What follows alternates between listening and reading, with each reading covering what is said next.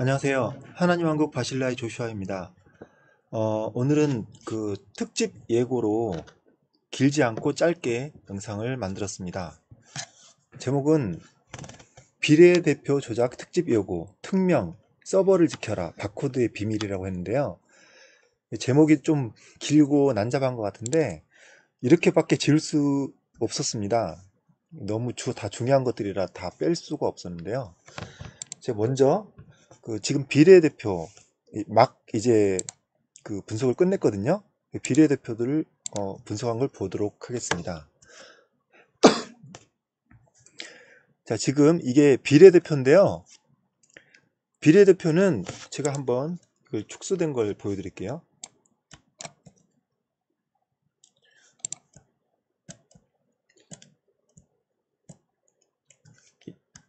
자, 여러분 이거 보이십니까? 이 글자가? 이게 그 한 가지 함수로 한 가지 옵션으로 분석을 한 겁니다. 이게요. 한 가지요, 한 가지. 그러니까 이제 다른 옵션을 가지고 다른 다각도의 분석을 하려면 이게 한 가지 옵션인데 이만큼이 더 필요해요. 그러니까 제 생각에는 아마도 비례대표를 전국을 이렇게 모든 당을 분석한 사람은 아마 저밖에 없을 겁니다. 근데 정말 저도 너무 힘들었거든요. 지역구를 다 하고 나서 비례대표를 좀 해달라는 이야기를 많이 들었습니다. 근데 비례대표를 하려다가 좀 선뜻 하지를 못한 게 저기 한국당 표가 또 꽤 많았거든요. 그래서 그냥 뭐 굳이 조작을 하지 않은 것 같다. 그냥 그런 지레짐작을 해서 서울 지역만 잠깐 봤었어요. 그런데 뭔가 약간 석연치 않은 부분이 있어가지고 제가 이 전국을 다 이렇게 분석을 해봤습니다. 근데 이제 그 놀라운 결과가 있는데요. 내일 좀 더 보완을 해서 더 정확한 분석을 해드리도록 하겠습니다. 오늘은 이제 조금씩만 볼 건데요. 여기 보시면 민생당 보이시죠? 이게 지금 뭐냐면 이건 민생당에 있는 데이터고요. 여기 세 줄입니다. 그러면 여기는 당일입니다. 당일 투표고 여기는 사전 투표입니다. 근데 여기는 지금 약간의 보존값을 넣었는데요. 약간 보존값을 넣어서 여기가 있는 이 실제 값입니다. 그럼 사전과 당일의 차이가 별로 없죠. 여기 별로 없습니다. 이건 지역적인 이제 오차를 적용한 건데요. 한국당은 이게 지금 차이가요 작아 보이는데요. 마이너스 15%, 마이너스 11%. 지금 서울 지역은 마이너스 10%거든요. 이거 엄청 큰 겁니다. 지금. 그리고요. 더불어시민당은 15%고요. 자, 그리고 또 정의당은 거의 오차범위죠. 이거 조작 안 한 겁니다. 그리고 공화당은요. 우리 공화당 엄청 뺐죠, 지금. 엄청 깠습니다, 지금. 이게 조작이 아니라고 볼 수 있을까요? 민중당 안 했죠? 딱 보면 아시겠죠, 여러분 이제. 여러분들 이제 딱 보면 아시죠? 이거는요. 이거는 제가 좀 정확한 판단을 못 내리겠습니다. 조금 더 보겠습니다. 여기는 이게 보면은 정확하게 그 일자로 잰 듯이 이렇게 나오거든요. 국민의당도 마이너스 조금 했습니다. 여기 봐, 친박신당 어마어마합니다. 마이너스 23. 이 지금 그래프가 이게 그 폭이 작아서 그렇게 보이는 건데요. 너무 당이 많아서 지금 폭이 좁아서 이렇게 지금 표시를 한 겁니다. 근데 지금 보시면 마이너스 14% 어마어마하죠. 그리고 열린민주당 지금 33%, 28%, 전국 평균에서 27.62%가 지금 사전 투표에서 조작이 된 걸로 나왔습니다. 야, 어떻게 이렇게 차이가 날 수 있어요? 와. 이렇게 오차가 큰 것은 득표율이 너무 적은 겁니다. 득표율이 너무 적어서 몇 표 차이로도 이렇게 큰 퍼센티지 차이를 보이기 때문에 이런 이제 오류로 보이는데 여기는 조금 득표를 많이 못한 지역이 이렇게 오차가 좀 크게 나옵니다. 근데 표를 많이 받았음에도 일괄적으로 플러스 마이너스를 이제 움직인 곳이 있는데요. 국가혁명배당금당 여기도 표 많이 뺏겼습니다. 지금 일괄적으로 이렇게 뺏겼어요. 그리고 여기는 이제 표가 너무 적은 것 같고요. 앞쪽이랑 같이 봐야 되는데 오늘 이번에는 간단하게 그냥 훑어보겠습니다. 이거 보세요. 이거 기독자유통일당 54. 이거는 완벽한 조작입니다. 완벽한 조작. 이건요 재검표 해야 됩니다. 마이너스 40%. 이거 빼다가 지금 다른 데 넣은 거잖아요. 여기는 좀 이제 표가 적은 걸로, 앞에 아마 보면 표가 적을 겁니다. 그래서 삐뚤삐뚤 좀 오차가 오차가 심하게 좀 나오고요. 네, 이것도 이제 이거 마이너스가 심한 게 아니라 이건 조금 이제 오차가 심한 걸로 측정이 되고요.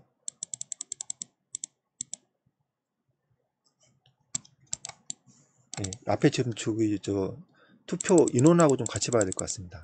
자, 이거 보세요. 여기 새벽당 앞에 보시면 표 많이 나왔거든요.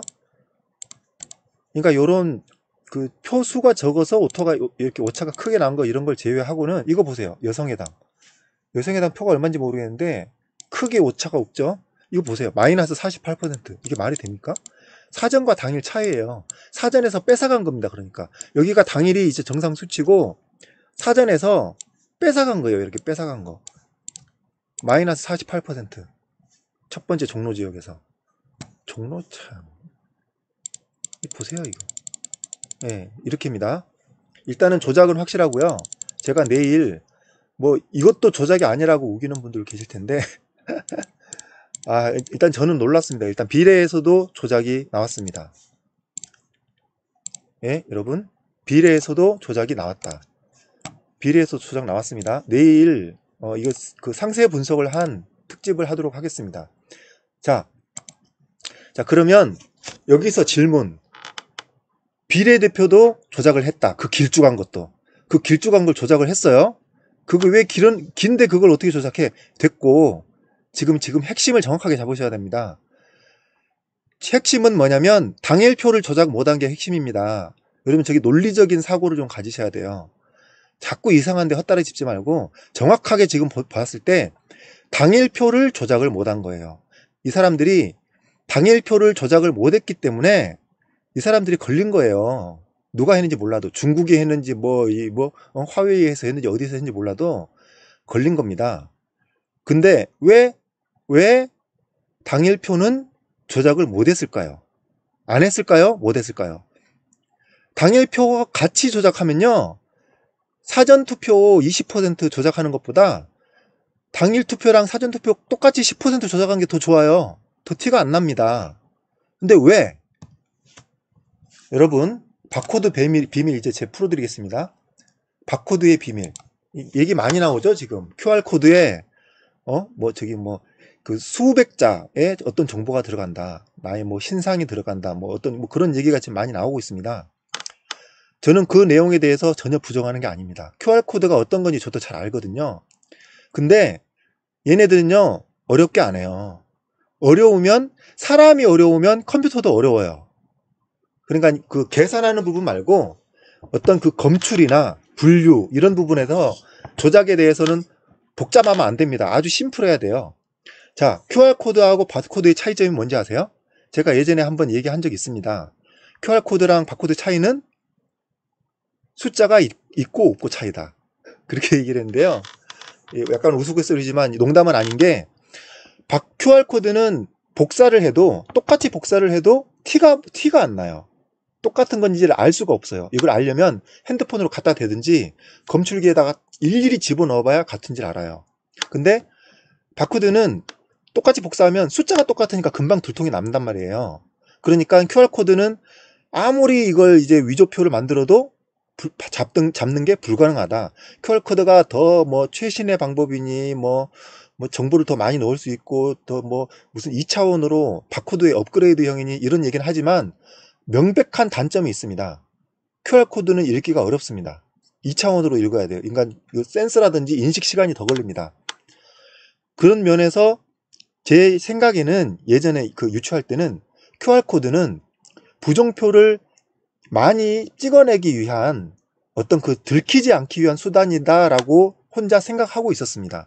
근데 물론 그거일 수도 있고요. 또 다른 유튜버 분들이 얘기하는 QR코드에는 많은 어떤 빅데이터가 들어있다라고 하는 것도 저는 일부분 동의합니다. 근데 핵심은 그게 아니었어요. 핵심은. 근데 저도 이걸 몰랐는데 오늘 사전 투표가 아니 그 비례대표가 조작됐다는 것을 알고 그러니까 비례대표 사전 투표인 거죠. 비례대표의 투표도 조작됐다는 걸 알고 저는 이게 이제 뭔지 알았어요. 자, 이 차이는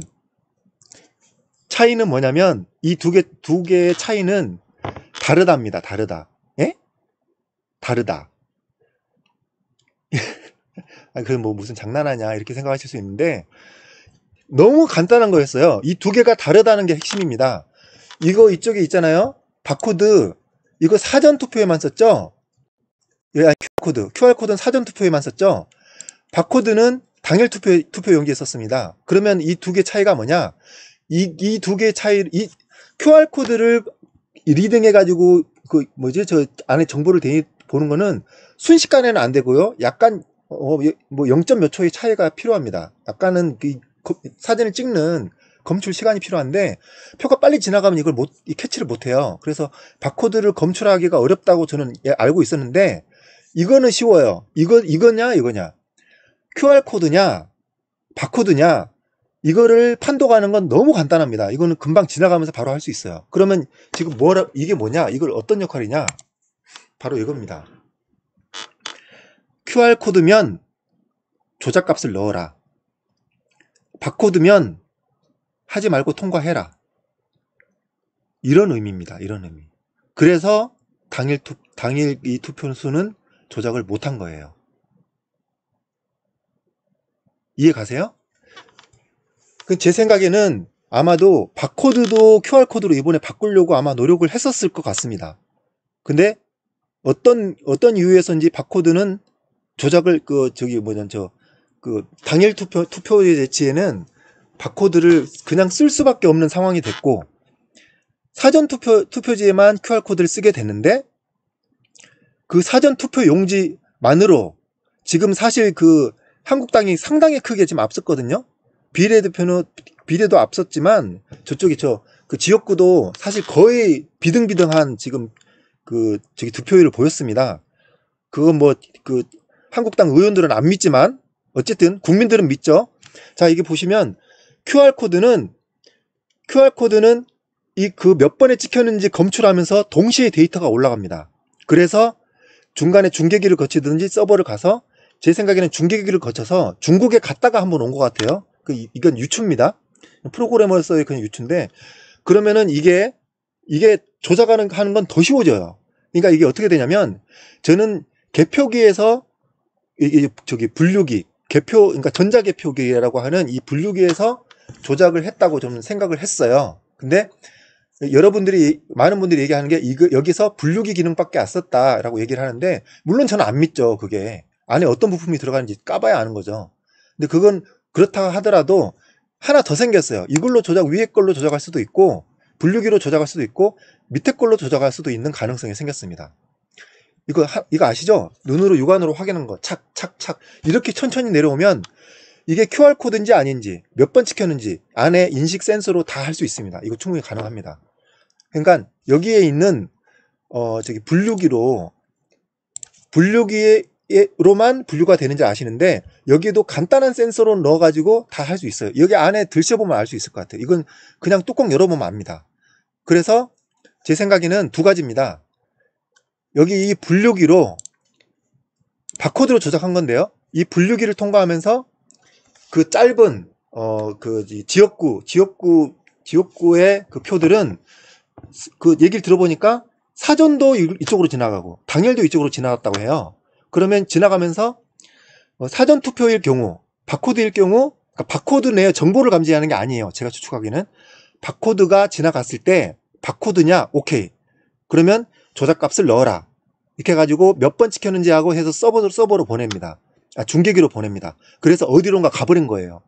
조작해서 다시 돌아오는 식으로 하는 걸로 추측이 됩니다. 왜냐하면 현장에 있는 어떤 장비는 조작을 최소화하는 게 조작하기는 더 위험도가 훨씬 줄어들거든요. 그걸 추정이 되고, 아마도 전자개표기로 조작하는 거는 예전 4년 전에 총선 때 그때는 전자개표기로 조작했을 가능성이 높은 것 같습니다. 그때는 그랬던 것 같고, 지금은 상당히 업그레이드 된 것 같은데, 그래서 여기 이제 이거 이거 뭐라고 하죠? 개수기? 개수기라고 하기도 하고, 육안으로 검수하는 검수기라고 하는데, 이제 이 기능이 두 개가 붙어 있는 건데요. 이게 비정상적으로 상당히 좀 덩치가 커 보이고, 안에 어떤 센서가 있는지를 제가 이걸 확인을 해보면 바로 알 수 있을 것 같습니다. 그래서 아마도 위에 있는 분류기로는 작은 그 지역구 투표용지를 조작을 했을 거고, 그게 아니면 그러면서 또 밑에 있는 그 길쭉한 그 검수기 가지고 이거를 이제 데이터를 몰래 빼돌린 서버로 올린 것 같습니다. 그러니까 사람들이 볼 때는 사람들은 정확하게 다 집계를 끝낸 거예요. 그리고 이쪽에 이쪽 작은 것도 있으니까요. 어떻게 보면은 그게 첫 번째 방안이고, 아니면 아예 이 분류기는 아예 쓰지 않았을 수도 있습니다. 여기 육안으로 보는 그 개수기와 검수기를 겸한 이 밑에 제품이 요걸로 조작이 쓰였을 가능성도 있습니다. 그러나 제가 여기서 이것일 수 있다 이렇게 이야기하는 것은 전 분명히 말씀드리지만, 저는 이 방법에 대해서 이야기하는 것이 아닙니다. 저는 분명히 조작은 확실하다 이렇게 새벽당 열받겠네요. 조작은 확실한데 어떻게 조작했는지는 수사를 해서 밝히자는 겁니다. 수개표하고요, 재개표하고요. 그리고 지금 이 모든 사건 정황이 컴퓨터 서버를 통해서 지금 조작된 걸로 지금 확인이 되고 있거든요. 컴퓨터 서버나 아니면 현장에 있는 그 중간에 있는 중계기나, 그리고 뭐 분류기나 아니면은 검표기, 이런 부분에서 지금 전자적인 부분에서 분명히 이건 조작이 일어났다고 보는 건데, 그 중에서 서버는 분명히 세트거든요. 근데 지금 서버가 그 5월 1일인가요? 그때 계약 만기로 폐기가 되게 되어 있습니다. 근데 폐기가 어떻게 되냐면, 디가우스라고 해가지고 하드를 엄청나게, 보통 자석이 아니라 엄청나게 강한 전자석으로 자력을 쐬가지고, 일반적인 자석은 되면 하드는 자료 없어지지 않습니다. 하드가 의외로 좀 튼튼하거든요. 일반 자석을 대서는 안 되고, 엄청난 강력한 자석으로 완전히 자력의 팔을 넣어가지고 완전히 지워버리는 방법 하나 있고, 아니면은 무식하게 큰 드릴로 그냥 냅다 구멍 뚫어버린대요. 그러면은 그 포렌식 검사 이런 거 다 안 나옵니다. 불가능해요. 그거는 불가능합니다. 예를 들어서 그게 완전히 용광로에 녹이면 그 복구 불가잖아요. 마찬가지로 복구 불가능한 어떤 상태가 있는데, 그 정도 되면 이제 복구를 못 합니다. 한번 볼게요.